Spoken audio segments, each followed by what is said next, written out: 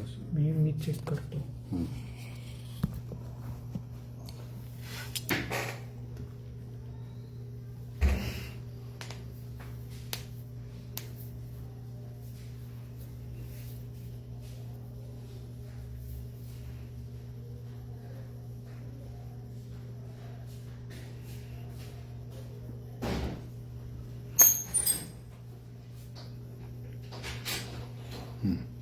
Open करा.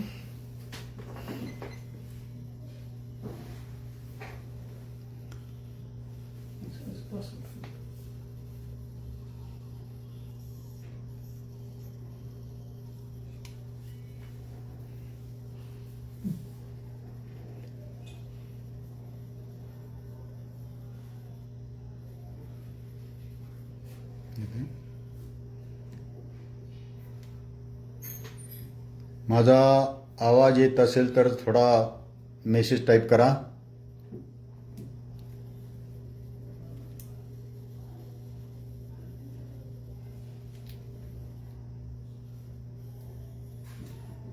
अजून एकदा बोला. नमस्कार.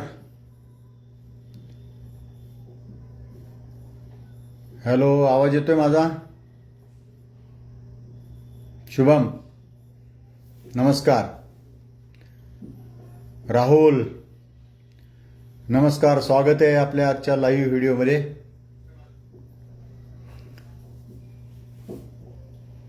चला बांधवांनो, आपल्याला आज अतिशय महत्त्वाची चर्चा करायची आहे.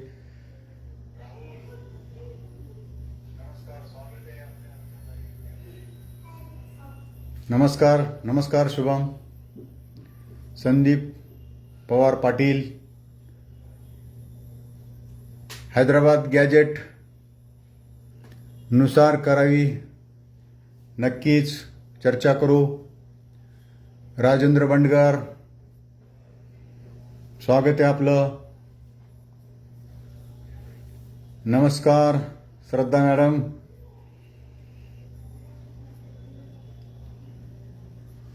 आज आपण ठरल्याप्रमाणे 7:30 वाजता वेळ दिली होती.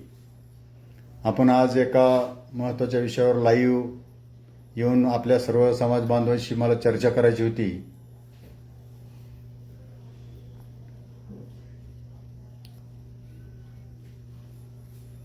तो व्हिडिओ रेकॉर्ड होईल. आलेल्या सर्व उत्सुक बंधू भगिनींचं या लाईव्ह व्हिडिओमध्ये सहभागी होत असल्याबद्दल मी आपणा सर्वांचं मनपूर्वक असं स्वागत करतो.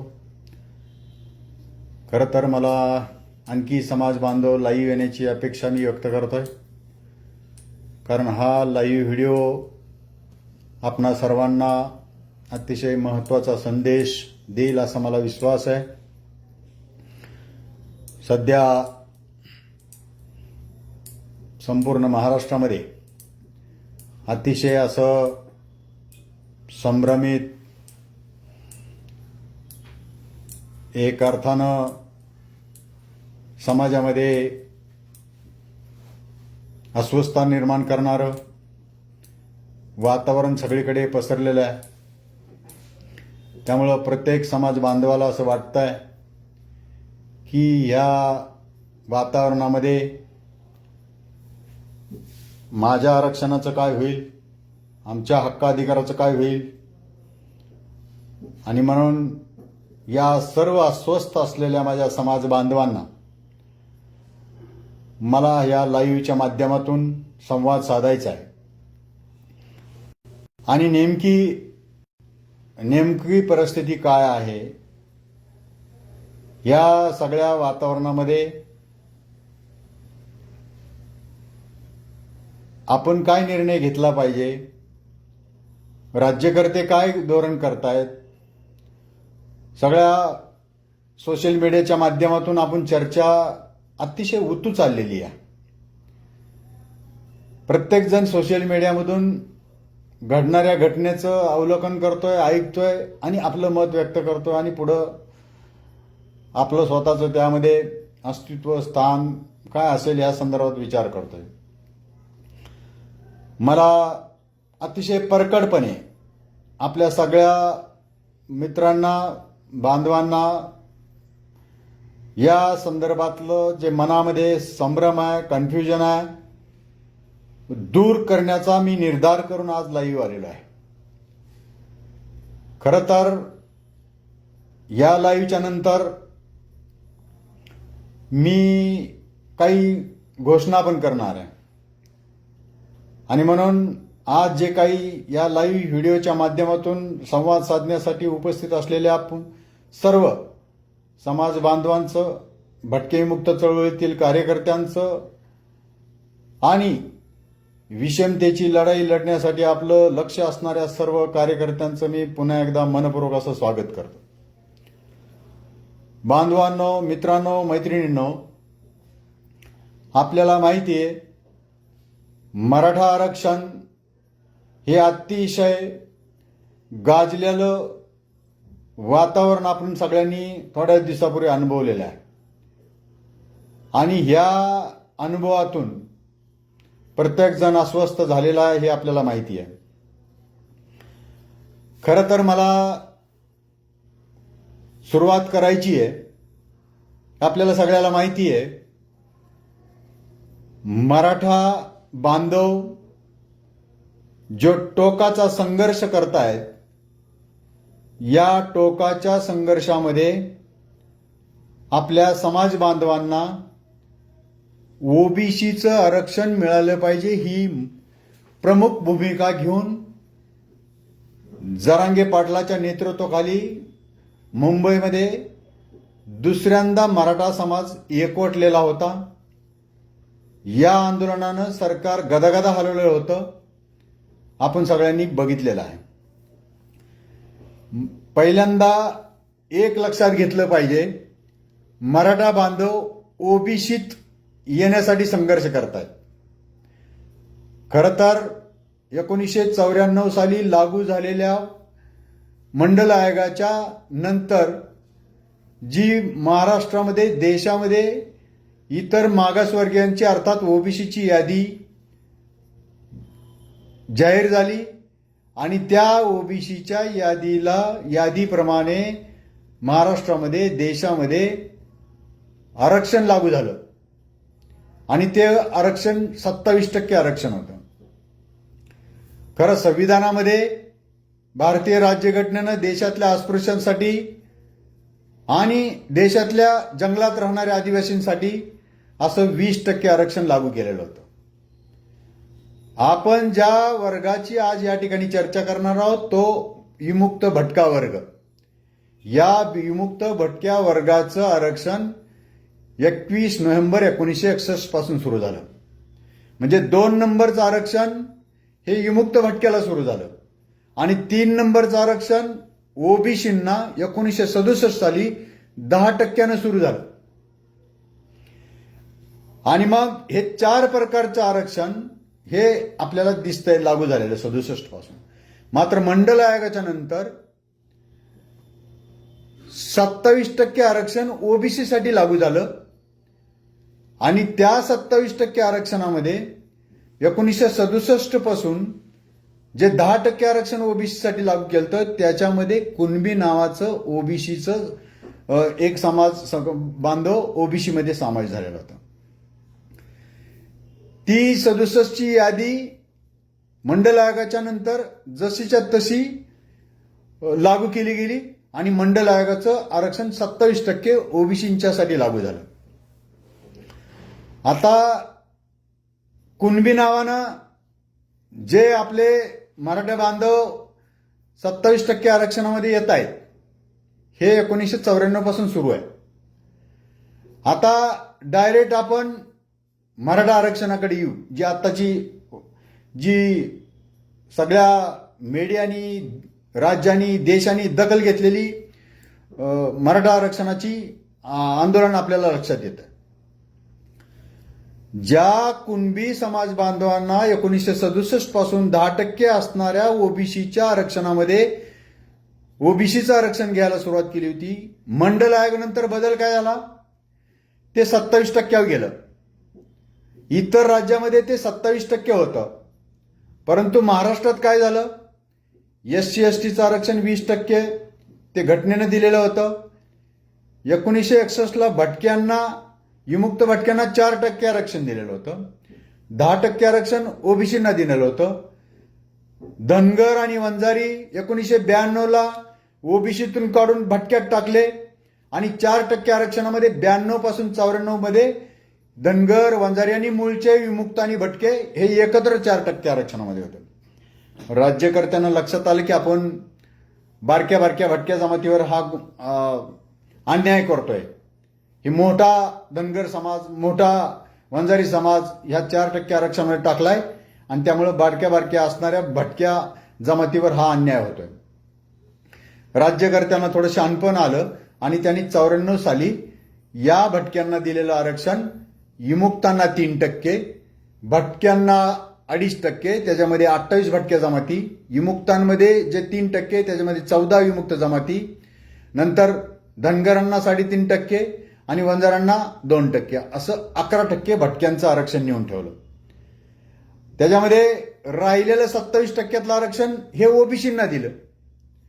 म्हणजे ज्या ओबीसींना केंद्र सरकारने 27% आरक्षण दिलं होतं त्याच्यामधलं 16% आरक्षण हे ओबीसींना राहिलं, 3.5% आरक्षण धनगरांना राहिलं, 2% आरक्षण वंजाऱ्यांना राहिलं, मूळ भटक्या 28 जमातींना 2.5% राहिलं आणि विमुक्तांना 3% राहिलं.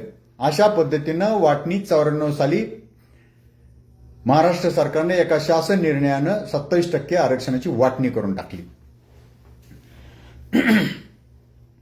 आता मंडल आयोगाने काय केलंय, मंडल आयोगानं 27% आरक्षण देताना शिक्षण आणि नोकऱ्यांमध्ये 27% दिलंय. त्याचबरोबर जी गोष्ट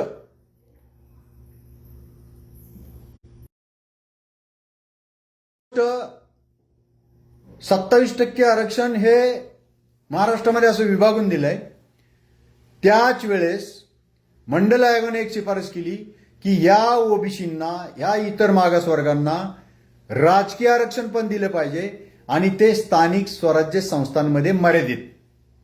म्हणजेच ग्रामपंचायतीमध्ये 27% ओबीसींसाठी आरक्षण, नगरपालिकामध्ये, महानगरपालिकामध्ये, पंचायत समितीमध्ये आणि जे महानगरपालिकामध्ये.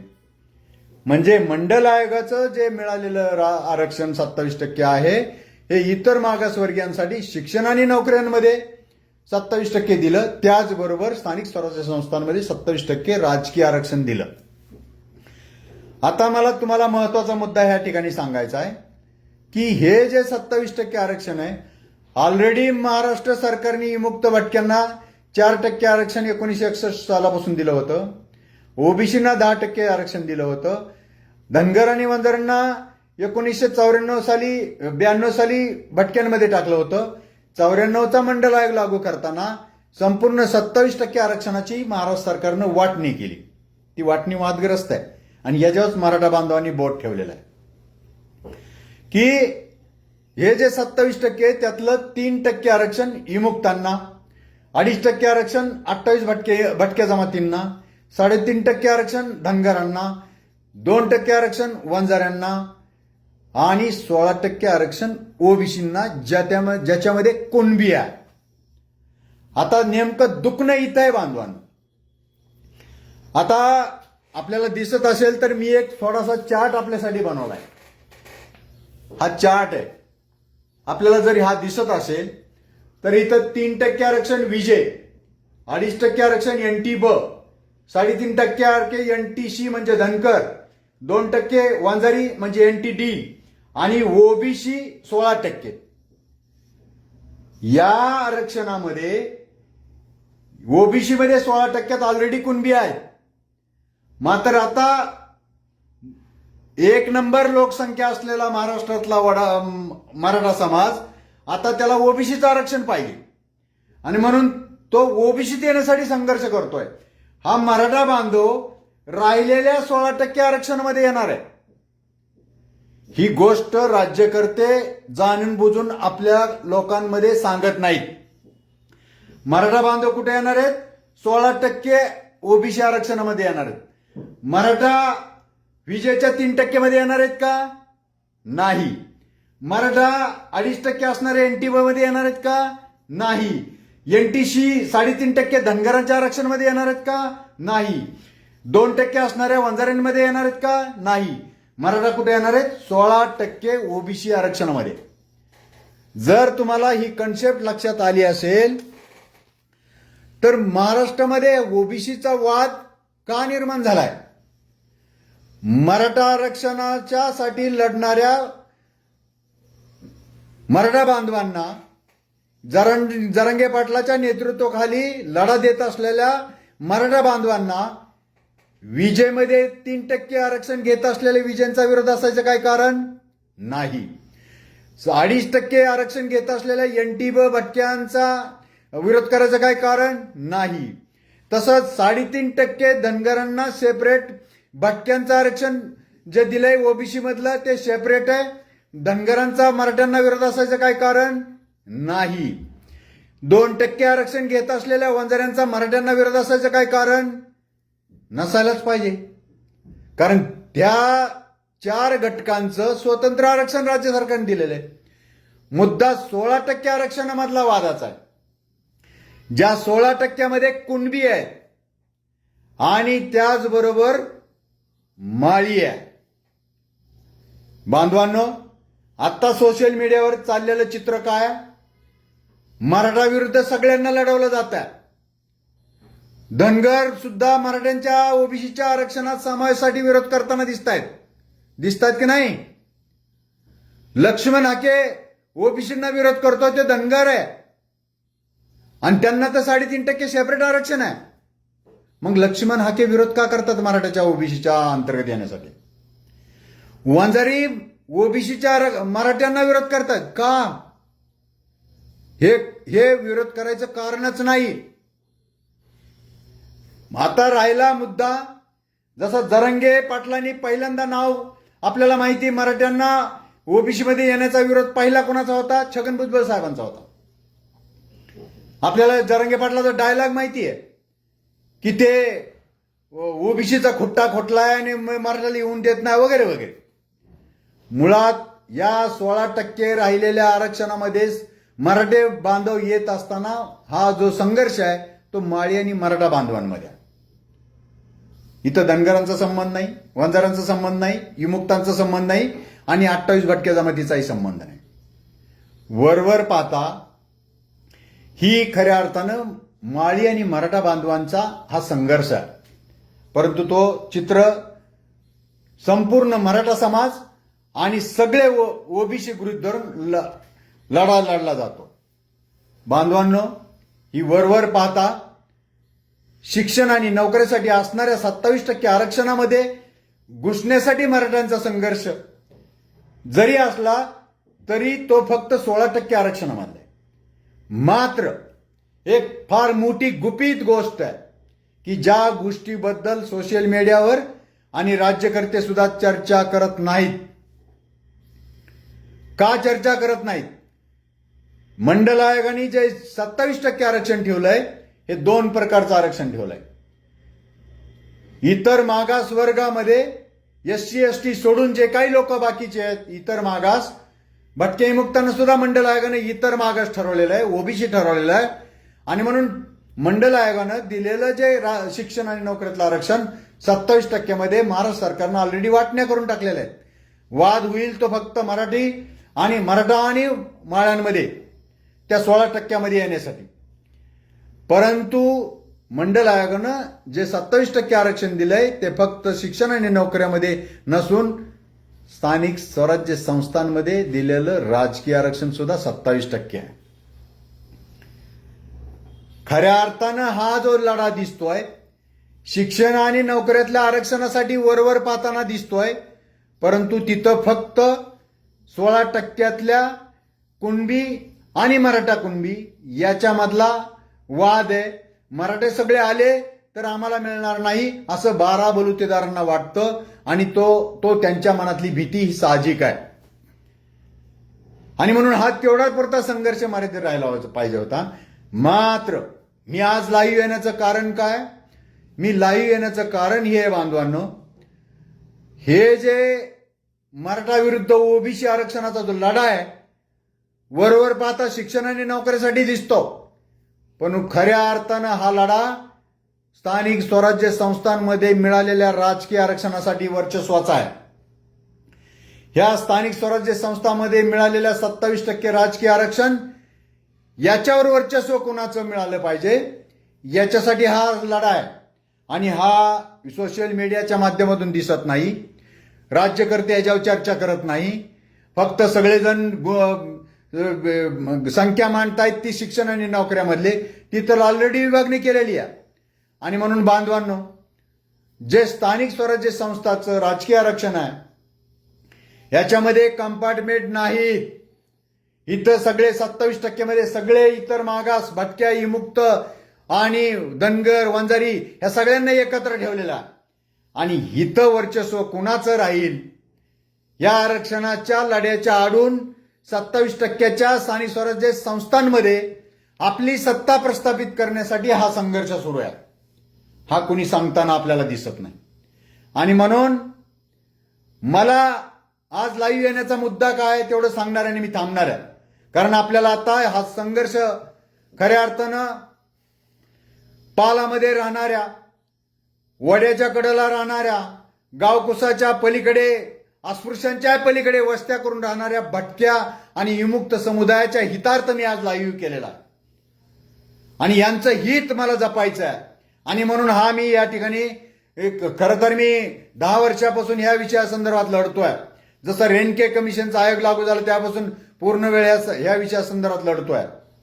बांधवांनो, मंडल आयोगाच्या नंतर ओबीसीच्या नावाखाली विमुक्त आणि भटक्या जमातीला स्थानिक स्वराज्य संस्थांमध्ये या राजकीय आरक्षणा माध्यमातून आपल्याला ग्रामपंचायत, पंचायत समिती, जिल्हा परिषद, महानगरपालिका, नगरपालिकामध्ये एक सत्तेत जाण्याचा रस्ता मंडल आयोगाने आपल्यासाठी उघडला होता.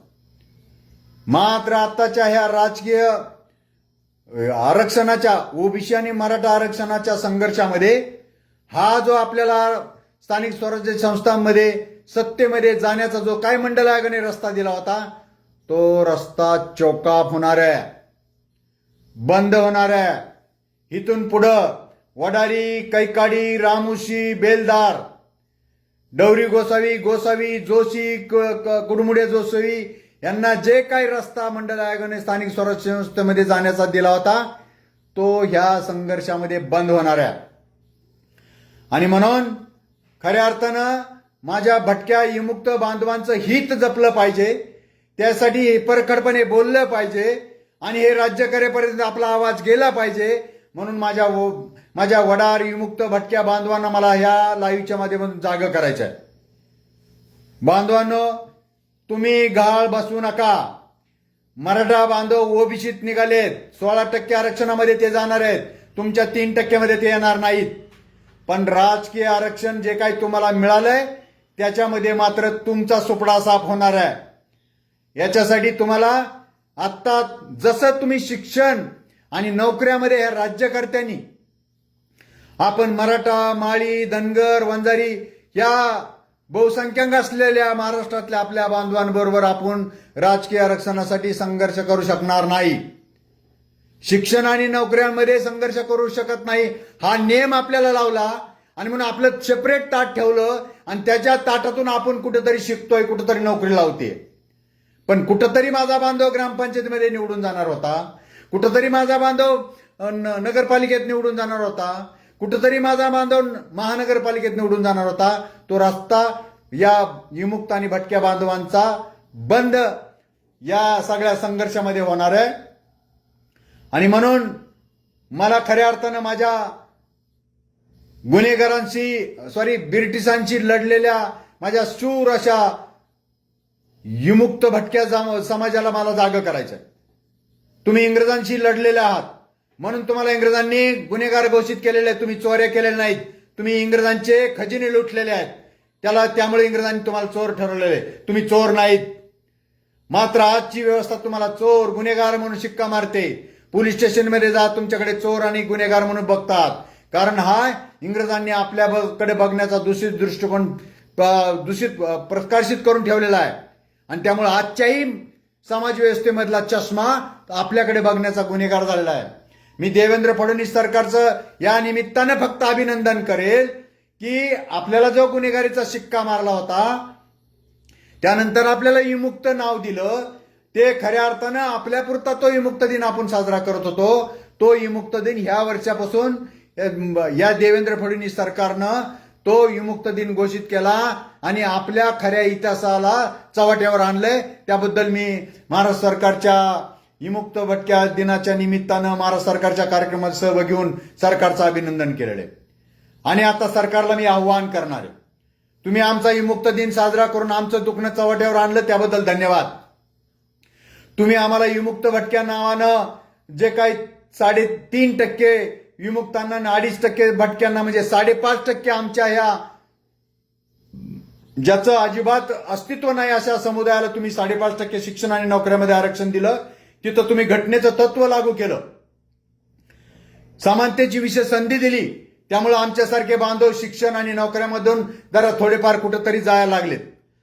तीच गोष्ट राजकारणामध्ये समानतेची संधी लावली गेली नाही, आम्ही कधी बोललो नाही. परंतु आज मराठा बांधवाच्या संघर्षामुळे आणि त्यांच्या ओबीसी मध्ये येण्यामुळे आमच्या राजकीय आरक्षणाला आता धक्का बसणार आहे. आमची लोक तिथं राजकीय आरक्षणातून फेकले जाणार आहेत. म्हणून इथं सुद्धा तुम्ही शिक्षण आणि नोकऱ्यासारखं स्थानिक स्वराज्य संस्थांमध्ये ठेवलेल्या 27% आरक्षणामध्ये किमान आमचं 5.5% राजकीय आरक्षण हे स्वतंत्र केलं पाहिजे. ही आमच्या या निमित्तानं मागणी आमची आता उद्यापासून सुरू होणार आहे. बांधवांनो, मी उद्या पत्रकार परिषद घेऊन संपूर्ण माझं महाराष्ट्र सरकारला निवेदन देणार आहे आणि सोशल मीडियाच्या माध्यमातून ही भूमिका मांडणार आहे. आपल्याला आता आपल्या स्वतंत्र राजकीय आरक्षणासाठी उद्यापासून संघर्ष सुरू करायचा आहे. आणि म्हणून माझ्या तमाम महाराष्ट्रातले भटक्या बांधवांना या निमित्तानं या लाईव्हच्या माध्यमातून विनंती आहे, बांधवांना आपल्याला आता घरी बसून चालणार नाही, तुम्ही गप्प बसून चालणार नाही. तुम्हाला आपल्या या पुढच्या पिढीसाठी बाहेर नाही पडला तर तुमची पुढची पिढी आपल्याला माफ करणार नाही. आणि हीच योग्य वेळ आहे, अतिशय योग्य वेळी आपण या ठिकाणी आता सुरुवात करतोय. म्हणून उद्यापासून आपल्याला शिक्षण आणि नोकऱ्यापर्यंत ओबीसीतलं जसं तुम्ही सेपरेट आमचं आरक्षण दिलेलं आहे 5.5%, ते राजकीय आरक्षण उद्यापासून मागायसाठी आपल्याला आता चळवळ सुरू करायची आहे. आणि म्हणून उद्यापासूनचा लढा मी पत्रकार परिषदेमधून घोषणा करणार आहे आणि ह्या लढ्याला सुरुवात करणार आहे. हा एक मुद्दा. दुसरा एक मुद्दा छोटासा सांगतो. आपल्या या भटक्या विमुक्तांसाठी हैदराबादचं गॅजेट लागू करावं, कारण हैदराबादच्या गॅजेटमध्ये कुणबी नाव आहे आणि मोठ्या प्रमाणात मराठा बांधवांचं कुणबीची नोंद असल्याचा दावा करून जरांगे पाटलांनी सरकारकडून हैदराबादचं गॅजेट लागू करण्यासंदर्भात दबाव आणला आणि महाराष्ट्र सरकारनं हैदराबाद गॅजेट लागू करण्याची घोषणा केली. आता हैदराबाद गॅजेट लागू करा म्हटल्या हैदराबाद गॅजेटमध्ये काय फक्त कुणब्याची नोंद नाहीये, तमाम निजामाच्या काळातल्या असणाऱ्या सर्व जाती जमातीची नोंद त्या ह्याच्यामध्ये आहे. आणि त्या हैदराबाद गॅजेटमध्ये आणखी 2 नोंदीचा शोध लागलाय. त्याच्यामध्ये हैदराबाद गॅजेटमध्ये महाराष्ट्रातले बंजारा तिकडं आदिवासी म्हणजे एसटी मध्ये आहेत. त्याचबरोबर हैदराबादच्या गॅजेटमध्ये कैकडी बांधव तिकडे एसटी मध्ये आहेत. जर तुम्ही कुणब्यांना मराठ्यांना कुणब्याचा दाखला देण्यासाठी हैदराबादचं गॅजेट वापरत असाल तर मग त्याच हैदराबादचा गॅजेटचा वापर करून आमच्या बंजारांना एसटीत टाका, असे बंजारा बांधव कालपासून उठले. त्याचबरोबर कैकडी बांधव तिकडे एसटीत आहेत, ते पण आता एसटीत टाकण्याची मागणी करतायत. आपल्याला माहिती आहे की लक्ष्मण माने साहेबांनी सोशल मीडियाच्या माध्यमातून बघितलं आणि त्यांनी आम्हाला सरसकट भटक्या आणि विमुक्तांना एसटी मध्ये टाकण्याची मागणी करण्याच्या संदर्भात त्यांनी भूमिका घेतलेली आहे. आता होणार काय मुद्दा, इथं महाराष्ट्रामध्ये मराठा हे ओबीसीत येण्याचा संघर्ष करतात. त्यांनी हैदराबाद गॅजेटचा आधार घेतलाय. त्याच हैदराबादचा गॅजेटचा आधार घेऊन जर भटक्या विमुक्तांनी लढायचं ठरवलं, हैदराबादच्या गॅजेटमध्ये भटक्या विमुक्तांमधले फक्त बंजारा आणि कैकाडी तिकडे एसटी मध्ये आहे आणि तिथला वडारी, बेलदार रामोशी किंवा भटक्या ज्या जमाती आहेत त्या सगळ्या ओबीसी मध्ये आहेत. मग त्या हैदराबादच्या गॅजेटच्या आधारे जर आपण उद्या लढाई गेलो एसटीत टाका, हैदराबाद गॅजेटमध्ये बाकीच्या जमाती नाही आहेत एसटी मध्ये, फक्त ओबीसी मध्ये आहोत तिकडं. म्हणून हा तांत्रिक मुद्दा आहे. तो मी आपल्या वरिष्ठांशी चर्चा करेल, या संदर्भात काय धोरण ठरवायचं ठरवेल. परंतु जर का समजा एसटी मध्ये टाकायची लढाई जर सगळ्यांनी मिळून केली तर त्याला आपला पाठिंबा असेल, त्यासाठी त्यांच्याबरोबर आपण असू. पण राजकीय आरक्षण जे काय महाराष्ट्र सरकारनं स्थानिक स्वराज्य संस्थांमध्ये 27% मध्ये सगळ्यांच्या बरोबर आपल्याला दिलेलं आहे. म्हणून पहिला मुद्दा 27% मधलं जे काही 5.5% भटके मुक्तांचं आरक्षण आहे ते जसं शिक्षण आणि नोकरीमध्ये तुम्ही सेपरेट केलंय तशाच पद्धतीनं आम्हाला आता राजकीय आरक्षण ते ग्रामपंचायतीमध्ये पण असलं पाहिजे, पंचायत समिती जिल्हा परिषदमध्ये असलं पाहिजे, नगरपालिकेमध्ये असलं पाहिजे आणि महानगरपालिकेमध्ये असलं पाहिजे. या मागणीमध्ये आपल्या या 5.5% असलेल्या भटक्या विमुक्तांचं भवितव्य दडलेलं आहे आणि यासाठी आपण आता अतिशय सगळ्यांनी एकमुखाने या मागणीसाठी माघार उभं राहिलं पाहिजे, ताकद उभी केली पाहिजे आणि सरकारला या संदर्भात जाब विचारला पाहिजे. ही मला माझ्या या लाईव्हच्या माध्यमातून महाराष्ट्रातील तमाम भटके मुक्त बांधवांना कळकळीची विनंती करायची आहे. उद्या मी 2 वाजता पुण्याच्या पत्रकार परिषदेमध्ये या संदर्भातली सरकारच्या विरोधातला एल्गार मी पुकारणार आहे आणि आमचं राजकीय आरक्षण स्वतंत्र करण्यासंदर्भात ठाम भूमिका आपण सुरुवात करत आहोत आणि चळवळीला सुरुवात करत आहोत. त्यासाठी ज्या माझ्या समाज बांधवांना उद्याच्या पत्रकार परिषदेमध्ये नवी पेठ या ठिकाणी असणाऱ्या पुण्यातली पत्रकार परिषदेमध्ये आपण नक्की सहभागी व्हा आणि उद्यापासून आपण भटक्या विमुक्तांचं राजकीय आरक्षण स्वतंत्र करण्यासाठी आणि ओबीसीतून आम्हाला बाहेर काढा, आम्ही ओबीसी नाही आहेत, आम्ही फिरस्ते आदिवासी आहोत, या संदर्भातला लढा आपण सुरू करू. त्यासाठी आपण सगळ्यांनी साथ द्यावी एवढीच या निमित्तानं विनंती करतो आणि पुढे उद्यापासून होणाऱ्या चळवळीमध्ये तमाम महाराष्ट्रातली भटक्या विमुक्त बांधवांना विनंती करतो, बांधवांनो आपण आता जागं होऊ आणि आपला हक्क अधिकारासाठी आपण फुले शाहू आंबेडकरच्या विचारानं लढायला सुरुवात करू अशी विनंती करतो. या ठिकाणी थांबतो. धन्यवाद. जय भटके, जय विमुक्त, जय बजरंग.